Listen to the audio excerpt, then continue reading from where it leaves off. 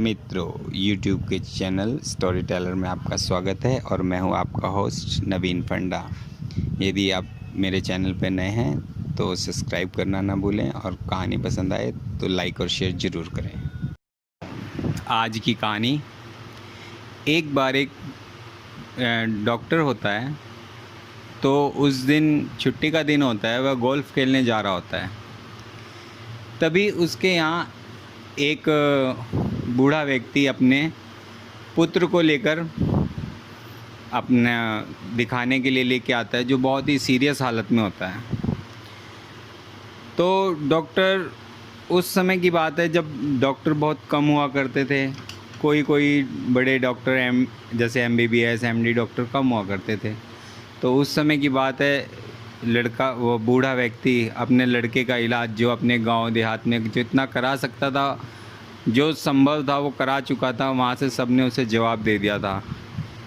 तो उसके बचने की उम्मीद बहुत कम थी, लेकिन फिर भी वो कहते हैं ना कि जब तक सांस है तब तक आस है। ऐसी उम्मीद के साथ वह उसे डॉक्टर के यहाँ दिखाने लाया था, शहर में बड़े डॉक्टर के यहाँ।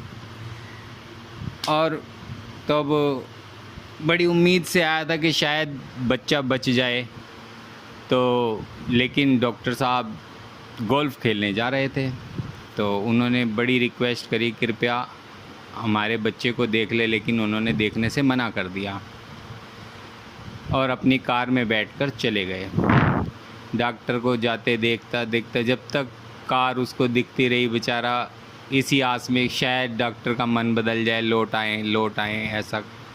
लेकिन ऐसा नहीं हुआ, डॉक्टर चले गए।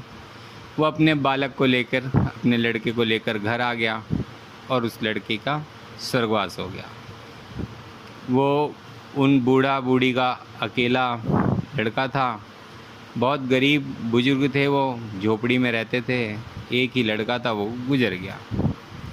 कहते हैं समय का पहिया है, जैसे आप कर्म करोगे वैसा घूमकर वापस आता है। इस बात को लगभग 25 वर्ष बीत गए। अब डॉक्टर का अपना एक बेटा था जो जवान हो गया। और एक बार उसी डॉक्टर के यहाँ एक जन्मदिन का उत्सव चल रहा था। बहुत रौनकें थी, खूब घर में भीड़ लगी हुई थी, बहुत लोग आए हुए थे, उनके यार दोस्त रिश्तेदार, ये वो, बहुत रौनक थी घर के अंदर। बड़ा आनंदमय उत्सव था वहाँ पर। तभी वहाँ उसके लड़के के कुछ दोस्तों ने उस लड़के को अपने पाले हुए सांप दिखाने का आग्रह किया। डॉक्टर का लड़का सांप का शौकीन था, सांप पालता था और बहुत किस्म किस्म के सांप उसने अपने यहाँ रखे हुए थे। ये उसका शौक़ था। खैर, जब लड़कों के आग्रह पे उसने अपना सांप दिखाने लगा, तो एक जो किंग कोबरा, मतलब समझो जहरीला सांप, वो दिखाने लगा और उत्साहवश उसने उसकी गर्दन ज़रा ज़ोर से पकड़ ली। तो ऐसे में सांप विचलित हो गया और उसको जैसे ही उसको मौका लगा, उसने एकदम से पलट के उसी लड़के के हाथ पे काट लिया। लड़के के सांप ने काटते ही चीख चिल्लार मच गई, सारा शोरगुल, इतना कि लड़के को सांप ने काट लिया। वो इतना जहरीला सांप था कि वो डॉक्टर स्वयं होते हुए भी उसका कोई कुछ नहीं कर पाया और वो कुछ ही मिनटों में वो लड़का निस्तेज होकर ज़मीन पर जा गिरा। डॉक्टर साहब ने देखा, हो ये तो गुजर गया है। बस सारा इतना जो उत्सव का माहौल था एकदम रुदन में हो गया, सब चीर चिल्लार पड़ गई। ये भी डॉक्टर का अकेला लड़का था। भाग्य की बातें हैं, देखो, कर्म है। तो जैसा ऐसा हुआ, सारा उत्साह का माहौल एकदम शोक का गुल में बदल गया। चारों तरफ ये बात बड़े जंगल में आग की तरह फैल गई कि डॉक्टर साहब के लड़के को सांप ने काट लिया, डॉक्टर साहब के लड़के को सांप ने काट लिया। तो ये इतनी तेज़ी से फैली, कहते हैं कि वो कुछ ही दूर, मतलब कुछ ही शहर से थोड़ा सा ही बाहर गांव में उसी बूढ़े को भी ये पता चला कि डॉक्टर साहब के लड़के को सांप ने काट लिया। सर्दी का दिन थे, बूढ़ा बूढ़ी घर में बैठे हुए थे। जब उन्हें पता चला कि डॉक्टर साहब के लड़के को सांप ने काट लिया, अब दोनों विचलित हो गए। वह भी बार बार बूढ़ा उठता, बाहर को खड़ा होता, फिर वापस आके बैठ जाता, उठता, बाहर को निकलता, फिर बैठ जाता। तो बुढ़िया कहने लगी, जाओ देख आओ। तो बूढ़ा गुस्से में, नहीं, उसने क्या मेरे लड़के को देखा था, ऐसा कह के फिर वो बैठ जाता। लेकिन कहते हैं ना, जो व्यक्ति अपने में अच्छे होते हैं वो किसी का बुरा कर भी नहीं सकते, ऐसी भावना होती है। ये भाग्य की बात है कि ये बूढ़ा भी सपेरा सांप के जहर को उतारने वाला एक वैद्य था।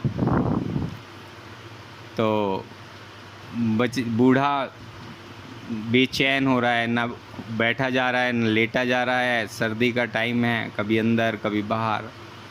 जब उससे रुका नहीं गया तो अपना लाठी उठाई धीरे धीरे, चलो मैं देख ही आता हूँ, मैं करूँगा कुछ नहीं, सिर्फ देख कर आऊँगा, ऐसा आश्वासन देके बुढ़िया को वो शहर उस डॉक्टर के पास, उस डॉक्टर के घर पहुँचा। अपनी लाठी लिए हुए खटक खटक करता हुआ पहुँच गया वहाँ। देखा सारा घर, बड़े ही लाइटें लगी हुई हैं, लड़ियाँ लगी हुई हैं, लेकिन सारा वातावरण ऐसा सन्नाटा शांत हुआ पड़ा है, सब रुदन हुआ पड़ा है बहुत। ऐसे में वो अंदर पहुंचता है, देखा है लड़के की शरीर पड़ा हुआ है। उसने उसके पास जाके देखता है, कहता है, जब उसे टो के देखता है उसके शरीर को, तो कहता है अभी उम्मीद बाकी है। सारे लोग उस बूढ़े की तरफ देखने लगते हैं कि ये क्या कहा इसने, अभी उम्मीद बाकी है, जबकि डॉक्टर साहब खुद कह चुके हैं कि ये तो डेड हो गया है। लेकिन वो कह रहा है कि अभी उम्मीद बाकी है। सब उसकी तरफ देखते हैं और बड़ा उसकी माँ रुदन करती है, कुछ कर सकते हो तो बचा लो मेरे बच्चे को कुछ। तो बूढ़ा कहता है कि अभी कुछ नहीं बिगड़ा, अभी उम्मीद बाकी है। ऐसा करो, मेरे को पानी का इंतज़ाम कराओ, घड़ा में भरकर पानी लेके आओ। वो लड़के को एक स्थिति में बिठाता है और मंत्र पढ़ता है और पानी गिरने लगता है। करते करते कई घंटे बीत जाते हैं। सुबह की पोर फटने, जैसे सुबह होने लगती है, तभी लड़के को एकदम से सांस आ जाता है, लड़का जीवित हो जाता है। और ऐसा माहौल देखकर सारे फिर उत्साह से दौड़ पड़ता है कि वाह, लड़का जीवित हो गया। जो डॉक्टर था वो उस बूढ़े के पैरों में पड़ जाता है, कहता है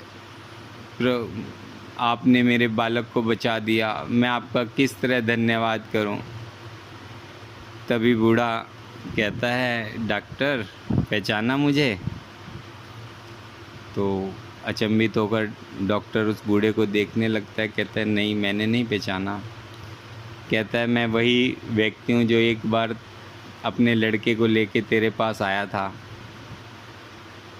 बस इतना कहता है और वहाँ से बाहर को निकल जाता है। डॉक्टर अपने ऐसी मनोस्थिति में कि क्या बोले, ना बोल सकता ना कुछ कर सकता, बस एक अचंभित से माहौल में खड़ा रहता है।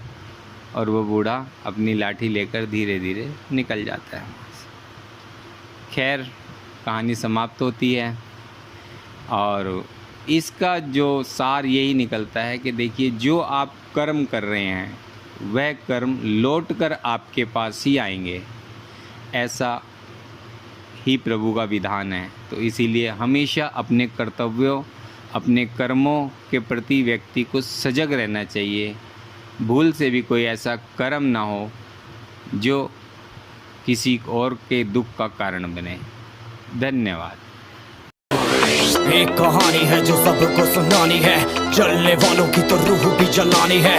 एक कहानी है जो सबको सुनानी है, इनकी भूख भी तो मैंने ही मिटानी है।